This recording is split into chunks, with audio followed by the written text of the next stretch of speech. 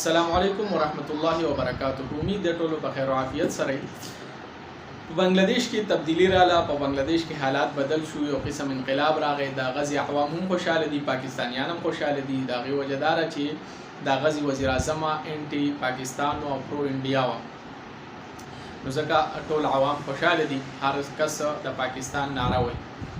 خو د دې تبدیلی عوامل سو، نو دا غي عواملو د پاره مونږ لک شاته لاړ شو چې کله نه د 2007-8 کې د بنگلاديش حسینه واجد وزیر اعظم شو د بنگلاديش.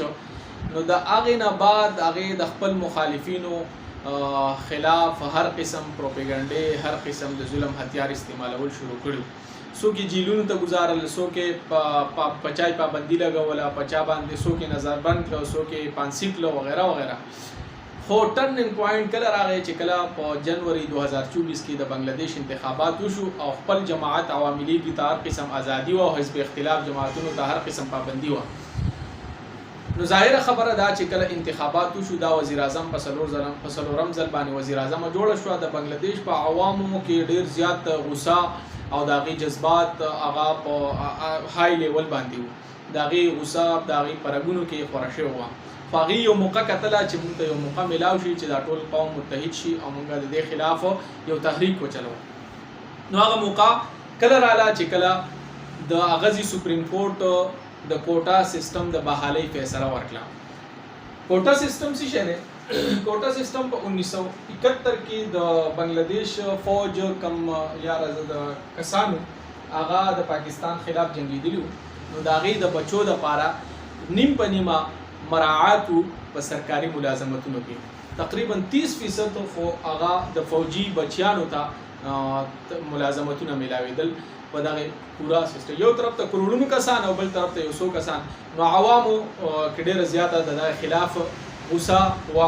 او هغه وجه دا و چې حسینه واجد به دغه کسان د فوجیانو بچی کې کوم دغه به د خپل ځان د پاره استعمالول، دغه نوکریان به ولور کړي او په غټو غټو به راوستل او بیا به د خپل وزارت د پاره، وزارت عظما د بحالي د پاره، د خپل مخالفینو د تشدد د پاره استعمالول.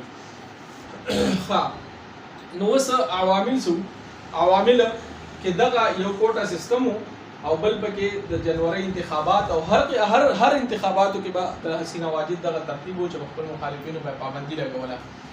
نو دویمه خبره پکې هغه پر تشدد واقعات وشو. پر تشدد واقعات چې وشو، نو دا غي نه بعد اگر چې دا غي زی سپریم کورټ هغه خپل فیصله واپس اغستې و، خو چون کې په دغه دوران کې دلته پر تشدد واقعات شي، چې پر تشدد واقعات وشو، نو د بنگلاديش طالبانو د سټوډنټانو یا عوامو هغه دوه مطالبه وکړي. یو دا چې څومره زمونږ 10,000 سټوډنټان گرفتار شوي هغه واپس رها کړي، او په دویم نمبر باندې چې کم کسان هغه په دې پر تشدد واقعات کې هغه د حکومت د طرفه قتل کړي شو، نو دا غي تحقیقات دی وشي او هغه کسانو ته سزا ملاو شي. حکومت دغه نه منله، چې نه منله نو دا کسانو خپل تحریک جاری وساتو. چې جاری وساتو او حکومت هم په خپل موقف باندې ولاړو، نو چې ولاړو نو دریم نمبر مطالبه د تحریک چې د هغه د حسینه واجد استعفا شولا، چې یاره دغه دی استعفا ورکړي، بل ایسه دغه مطالبه نه و. بیا اخیری وخت کې چې د هغه ډھاکا طرف ته اخیره کال ورکو، نو هغه چې کله پرونی ورځ رااله، نو هغه خپل تحریک چې د هغه طرف ته روان کو، هغه طرف ته خپل مظاهره خلک لاړل په زرګونو، اگر چې هر سبنو نو چروانو. نو دا غزي آرمی چیف هغه 45 منټ ډیډلاین ورکو چې استعفا ورکا. نو هغه په دباو کې رااله، است عوامي دباو هم راغی، فوجي دباو هم راغی، نو استعفا یې ورکړه او بیا انډیا ته لاړه.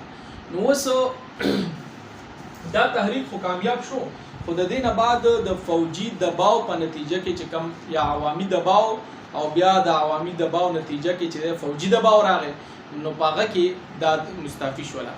نو اوس د دې سن نتایج راځي، نو موږ مخې ته ګورو. اوس پورې د اسټابلیشمنت د مداخلت نه، د فوج د مداخلت نه بنگلاديش پاکو ترقی معاشي تور باندې کوله، خو ملازمتونو مسله وا. اوس ګورو چې آیا په ځکه چې کم ځای کې فوج هغه مداخلت کوي په کم ملک، نو هغه د بره په ځای لاندې زی.